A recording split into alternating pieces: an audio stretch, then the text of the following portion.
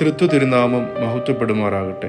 നമ്മെ നിസ്സീമമായി സ്നേഹിക്കുകയും രക്ഷയുടെ അനുഭവത്തിലേക്ക് എത്തിക്കുകയും ചെയ്ത ക്രിസ്തുവിന്റെ കഷ്ടാനുഭവത്തെ ധ്യാനിക്കുകയും അവയിൽ ശുശ്രൂഷകളിലൂടെ പങ്കുചേരുകയും ചെയ്യുന്ന നിമിഷങ്ങളാണല്ലോ ഇവ. ഇന്ന് നാം പെസഹ പെരുന്നാൾ ആചരിക്കുന്നു.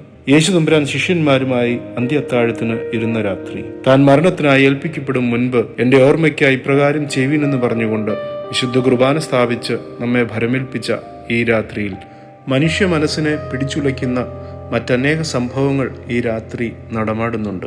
ഈ സംഭവങ്ങൾ അനുഭവവേദ്യമാക്കുന്ന ശുശ്രൂഷകളിൽ ആത്മാർത്ഥമായി പങ്കുചേരുന്നുവെങ്കിൽ നമ്മിൽ അവ വലിയ മാറ്റങ്ങൾ ഉണ്ടാക്കും, വലിയ ചലനങ്ങൾ സൃഷ്ടിക്കും. അവയിൽ ഒന്ന് രണ്ടെണ്ണം ഒരുമിച്ച് ധ്യാനിക്കുവാൻ തക്കവണ്ണം ദൈവത്തിൽ ശരണപ്പെടുകയാണ്. ഒന്നാമതായി, തിരുവത്താഴ മേശയിൽ നിന്നും ഗോകുൽത്തായിലേക്കുള്ള യാത്രയാണ് ഓരോ വിശ്വാസിയുടെയും ജീവിതം ലക്ഷ്യമിടുന്നതെന്നുള്ള തിരിച്ചറിവ്. ഇതിനെ പിതാക്കന്മാർ ലിറ്റർജി ആഫ്റ്റർ ലിറ്റർജി എന്ന് പഠിപ്പിക്കുന്നു.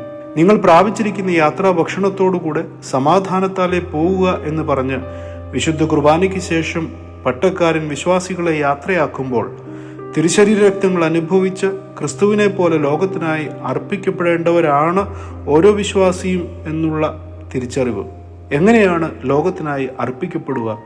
ക്രിസ്തുവിനെ പോലെ സ്നേഹം പകരുമ്പോൾ, അവനെ പോലെ ക്ഷമിക്കുമ്പോൾ, തള്ളപ്പെട്ടവരെയും ഒറ്റപ്പെട്ടു പോയവരെയും ചേർത്ത് പിടിക്കുമ്പോൾ, ആശ്വസിപ്പിക്കുമ്പോൾ, അനാഥർ, രോഗികൾ, വിധവകൾ, പീഡിതർ, അങ്ങനെ എവിടെയൊക്കെ ക്രിസ്തുവിന്റെ സാന്നിധ്യം ആവശ്യമായിട്ടുണ്ടോ അവിടെയൊക്കെ സ്വയത്തെ മറന്ന് ക്രിസ്തുവിന് പകരക്കാരായി വർത്തിക്കുമ്പോൾ നാം ലോകത്തിനായി അർപ്പിക്കപ്പെടുകയാണ്.